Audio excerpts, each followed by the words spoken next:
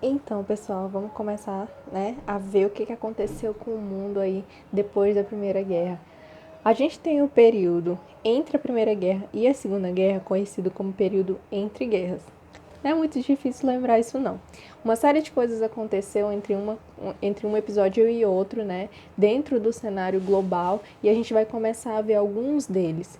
A gente vai estudar na aula de hoje, olha só que estranho, eu gravando aula para o YouTube, mas a gente vai ver na aula de hoje um pouco sobre a crise de 1929, a grande crise econômica que atingiu não só os Estados Unidos, mas a economia do mundo inteiro. A crise de 29 ela foi uma grande crise econômica que teve origem dentro dos Estados Unidos. Para entender como uma crise econômica que aconteceu nos Estados Unidos e afetou o mundo inteiro, a gente precisa entender um pouquinho sobre o final da Primeira Guerra. A gente viu que durante o desenrolar da Primeira Guerra, a economia da Europa dependia diretamente da economia dos Estados Unidos, da produção dos Estados Unidos. Grande parte do excedente militar, das coisas do dia a dia, do cotidiano, alimentar, enfim, coisas primárias, consumidas dentro da Europa durante o período da Primeira Guerra, foram produzidas e compradas dos Estados Unidos. Então, graças à Primeira Guerra, a economia dos Estados Unidos alavancou de uma forma inquestionável. Graças à Primeira Guerra, a economia dos Estados Unidos passou a ser a primeira economia do mundo. O dólar passou a ser a moeda internacional e ser uma moeda relevante dentro do mundo inteiro.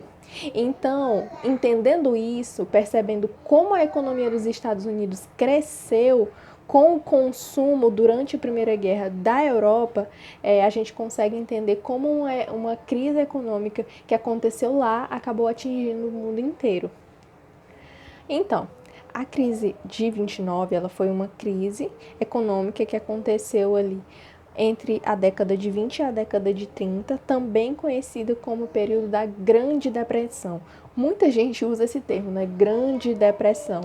Mas por que a gente usa esse termo?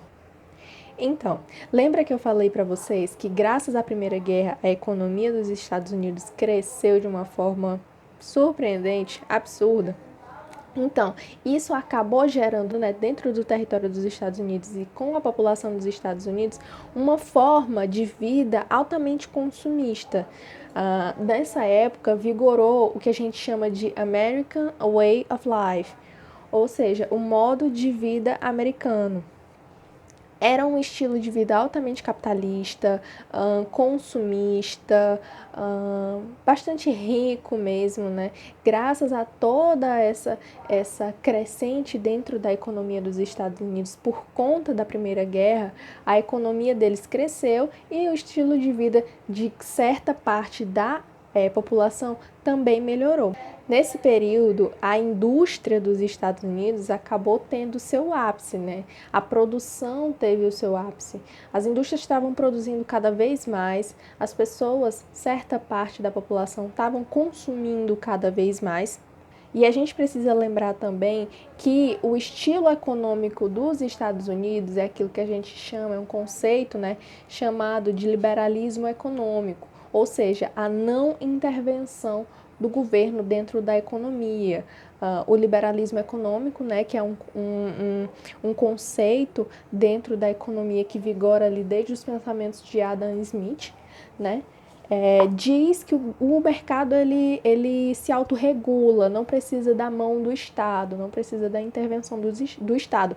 E os Estados Unidos tinham nisso uma lei, Para eles, o Estado ele tinha que ficar completamente à parte da economia. A economia ela tinha que se virar mesmo, ela tinha que se recuperar, ela tinha que viver por si só.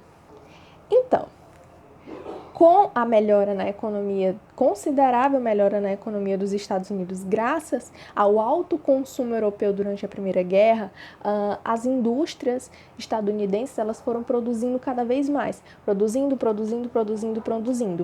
E quando a Primeira Guerra terminou e os Estados europeus não precisavam mais consumir tanto os produtos dessas indústrias estadunidenses, elas não pararam o seu ritmo de produção. Ou seja, elas continuaram produzindo, como se ainda tivesse aquele mercado consumidor que tinha durante o período da Primeira Guerra. E isso acabou causando o que a gente chama de crise da superprodução.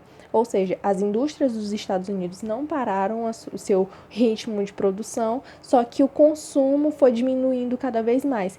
Então, a produção foi aumentando, o consumo foi diminuindo, não tinha mercado interno suficiente para conseguir comprar toda aquela produção, porque afinal não era toda a população dos Estados Unidos que tinha conseguido ascender comercialmente, economicamente. Os Estados Unidos tinham um alto nível de desigualdade social, ou seja, eram poucas pessoas que detinham muita quantidade de dinheiro e muitas pessoas que tinham pouco dinheiro. Então não tinha mercado interno suficiente para conseguir comprar toda aquela produção que estava sendo feita nas indústrias estadunidenses.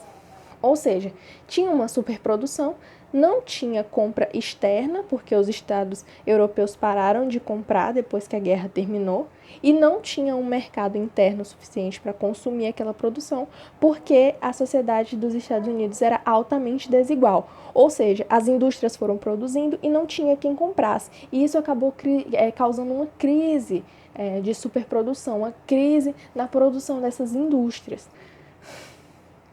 Então, a gente tem aí uma série de fatores que levaram até a grande crise, né, econômica de 1929. A gente tem a superprodução das fábricas, né, que elas não pararam nem diminuíram o seu ritmo de produção. A gente tem o liberalismo econômico, que era aquela ideia de que o governo não deveria interferir no que as fábricas, no que as indústrias estavam fazendo, e muito menos podiam comprar aquilo que elas estavam produzindo. A gente tem a recuperação da economia dos estados europeus depois da Primeira Guerra, quando os estados começaram a se recuperar, não tinha mais necessidade de comprar aqueles produtos. E a gente tem também a alta desigualdade social dentro do próprio Estados Unidos, que impedia que houvesse mercado interno, um alto consumo interno. Então, a gente tem esses 4 fatores aí que acabaram desaguando na grande crise de 29. Então, isso tudo até que no dia 24, né, de outubro de 1929, a gente tem a queda da Bolsa de Nova York. Graças a essa ascensão da economia dos Estados Unidos, todo mundo acabava investindo na Bolsa de Nova York. Não se sabe o motivo, mas acabou que nesse dia 24, muitas pessoas acabaram retirando seus investimentos na Bolsa. E isso fez com que a bolsa quebrasse, a bolsa caísse de vez. E nesse dia, a partir desse dia, a gente teve a tão famosa queda na bolsa de Nova York. Então, por que a gente chama esse período da crise de 29 de a Grande Depressão? Quando todo mundo passou a tirar os seus investimentos na Bolsa de Nova York, as ações da Bolsa, elas caíram consideravelmente. É aquela coisa da oferta e da demanda, né? Quanto mais gente procura um produto, mais caro ele fica. Se pouquíssima gente procura aquele produto, ele fica consideravelmente mais barato. Então, com a queda nos preços das ações da Bolsa de Nova York, todo mundo começou a retirar suas ações e todo mundo começou a perder muito dinheiro. E não era só gente comum que investia na bolsa, não. Muitos bancos também tinham ações dentro da bolsa, eram metidos com a bolsa também. E com isso, os próprios bancos começaram a quebrar. Então, se as pessoas tinham dinheiro nas poupanças, nos bancos, enfim, quando elas iam retirar aquele dinheiro, não estava mais lá, porque o banco tinha quebrado. E fora isso, 1/4 da população dos Estados Unidos foi demitido. Era muita gente que perdeu, muita gente acabou perdendo o emprego, muita gente acabou ficando na rua, o que acabou gerando um alto nível de suicídios e que acabou gerando literalmente uma grande depressão na população dos Estados Unidos. Enfim, esse grande rebuliço que estava acontecendo dentro da economia não era só nos Estados Unidos, acabou atingindo as economias dos outros países também. Lembra que eu falei para vocês que graças à Primeira Guerra a economia dos Estados Unidos acabou se ligando, né, se interligando com as economias do mundo inteiro?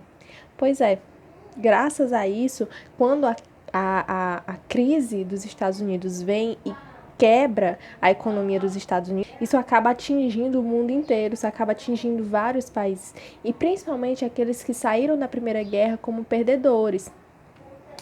A gente tem a Alemanha, que já estava muito quebrada graças ao Tratado de Versalhes, né, que sai da Primeira Guerra altamente destroçada. A gente tem a Itália também, que sai quebrada e que não consegue aquelas promessas todas que tinham feito para elas durante a Primeira Guerra. E esses períodos, né, de turbulências econômicas, elas acabam interferindo na vida das pessoas, na sociedade. As pessoas começam a perder os empregos, as pessoas começam a passar fome, as pessoas passam a perder os seus bens. Enfim, são principalmente, né, dentro dessas sociedades que já estavam muito quebradas e que acabam terminando de quebrar depois da crise econômica de 29, que acabam surgindo os regimes totalitários, né, como salvadores da vida dessas pessoas. A gente tem o começo da ascensão nazista lá na Alemanha, a gente tem o início da ascensão fascista na Itália, a gente tem o começo ali da ditadura stalinista na antiga União Soviética. Então, dentro dessas sociedades que já estão muito quebradas, graças às suas crises econômicas, acabam gerando crises políticas que acabam afetando a vida dessas pessoas. Então, dentro dessas sociedades que já estão muito conturbadas, acabam surgindo esses regimes totalitários como salvadores da vida dessas pessoas. E acabou que esses regimes acabaram interferindo e acabaram levando as sociedades até no que viria a ser um pouquinho mais para frente a nossa Segunda Guerra. Enfim, eu espero que vocês tenham entendido. Qualquer dúvida é só perguntar. E até a próxima. Tchau. Estudem, por favor.